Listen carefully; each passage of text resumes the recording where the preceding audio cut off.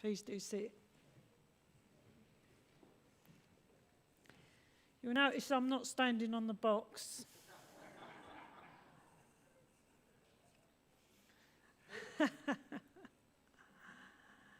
Anticipation and response. Yesterday we had baptism preparation. We often run Pacific events for baptism and for marriage, and we invite people to come along. So we have an opportunity to talk about the service, its meaning, and maybe give them something to think about and maybe something to respond to. It was lovely having people gathered here yesterday. We do tell people that we expect them to come to preparation. If they don't come to preparation, they have to make a special appointment with the clergy in order to receive that preparation as well. It's been lovely because for the last 2 years, we've not really been able to have the same sort of preparation. There's been occasions over the last couple of years because of COVID that we've had to cancel baptisms, or we've not been able to meet with the couples or with the families. Sometimes we've been able to have a distance meeting, and sometimes it's been over the phone. It was very odd when I had to conduct a baptism at St. James. When the family walked in, I'd spoken to the couple on the phone. I had no idea what they looked like because I wasn't allowed to meet with them, you see. So it was a very strange experience having them come through the door and not recognise who they were. And I was thinking, well, is that the parents? Is that the child? And having to ask that question. So it was lovely yesterday to be able to gather together to do baptism preparation for both churches. I'm sure that the families had already had a lot of anticipation building up to the baptism. They would have decided that that's what they wanted to do. Some families don't choose to have their babies baptised, but these families had decided for whatever reason they wanted their baby to be baptised. They would have chosen a date. They would have anticipated the event. They would have planned it in the sense of choosing godparents, maybe booking a venue for the reception after, deciding what guests to come. And then they would have come for the baptism preparation yesterday. And it was lovely to meet them. But I'm sure they were a little bit, not sure what to expect. They might have been a bit anxious. And we spend time during the preparation talking about the service, trying to prepare them for what is to come, talk a bit about the meaning of the service with them, try and put them at ease, and also to deliver the sort of message about the meaning. One of the questions we ask the families is, why have you brought your baby to baptism? And sometimes you get a response, sometimes you don't get a response. I think mainly not because they haven't thought about it, but maybe it's because they're a bit frightened to give the wrong answer. When in doubt, say Jesus. But they might not know that. So they're not quite sure how to respond sometimes. So I usually have a slide up because we've got a slide presentation, and I usually have, after 30 years, I usually know some of the answers. So I try and draw them out a little bit because I want them to think about why have they brought their baby for baptism.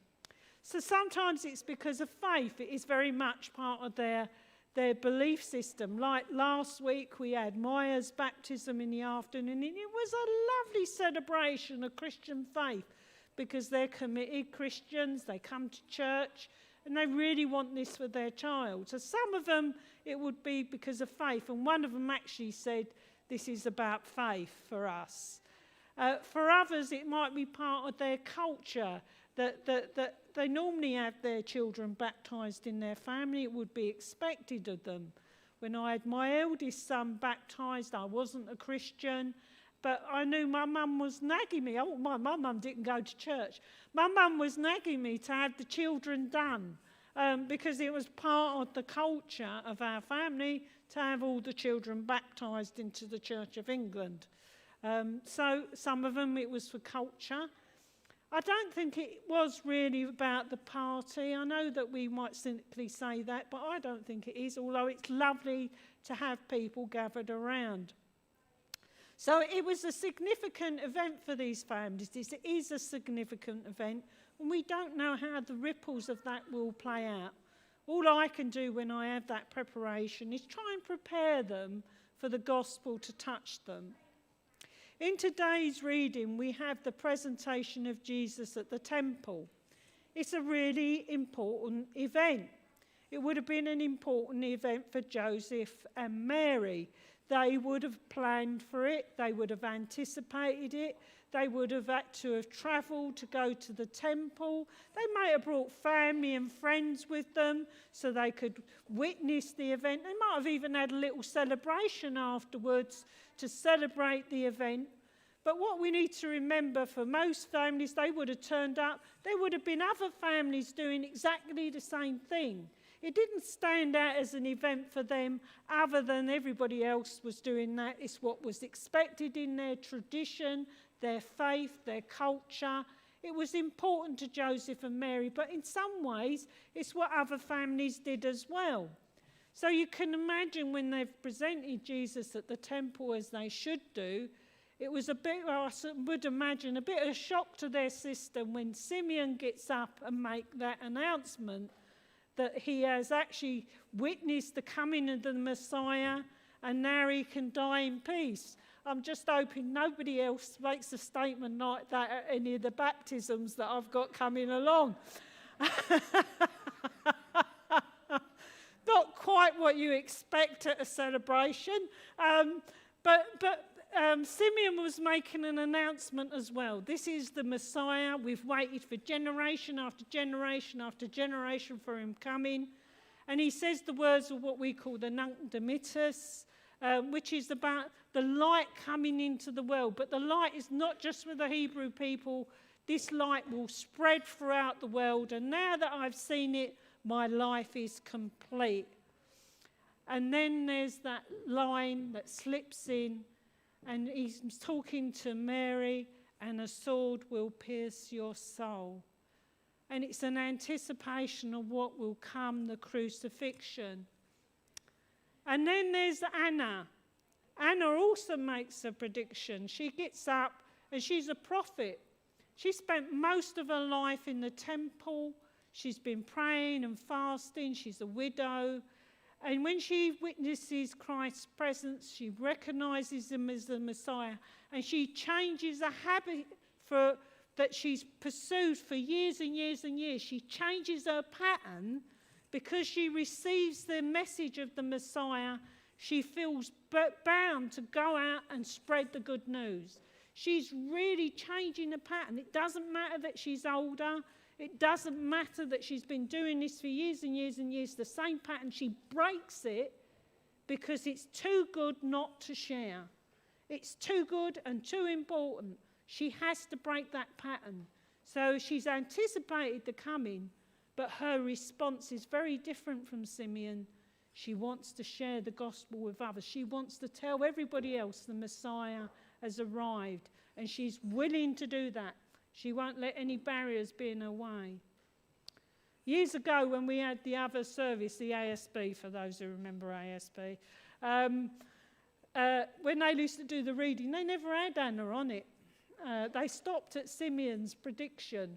And I'm so glad that we have Anna's prediction as well, that Anna's response, if you like, to the gospel, because I think it's important. The anticipation that Simeon speaks about, the fact that he's the predicted Messiah is important, but Anna's response is important too. Changing those patterns in response to the good news, the need to share that gospel with others. When we do baptism preparation, we don't know whether we'll see the parents again. Some of them we will because they're already worshippers at churches or at our church, like last week, Sam and Blessing. Some of them we might see again or we might not see again. We don't know. I know that once, long ago, when I was in one of my other parishes, I'd conducted a baptism. The family came to church for a while, and then we didn't see them anymore. So I thought it was one of those things where they drifted away. But some years later, I met with the same person. We met in unusual circumstances. I was visiting a church. I saw her, she saw me. We both recognised each other. I couldn't place where I'd seen her before. And she said, "You conducted the baptism." She was the youth worker there at the church. She'd moved from the parish. And she said to me, the baptism was the first step. So you don't know. Just because you don't see them doesn't mean to say the ripples are not carrying on. Each of us has to do what we need to do in order to start that process or be part of that process. What we allow for is the Holy Spirit working within people. So you do your part. Simeon did his part. Anna did hers. Actually, Joseph and Mary did their part too by coming and presenting him to the temple. So each of us has to work out, what is it that we need to do? How do we need to respond to the gospel? Is it through prayer? Is it through action? Is it through change? Do we stop? Do we move forward? Each of us needs to be responding according to what God is calling us to do. And it might mean changing a pattern. As you know, I'm going to retire in the summer. And some people will ask me, does that mean you stop working? Well, once you're priested forever. So when I retire, I will do what a lot of retired priests do, which is offer myself for service to support other churches and those in full-time ministry who need additional support for services. So I won't stop working, I just won't be a full-time priest. But from what I hear from retired clergy, they're pretty full-time.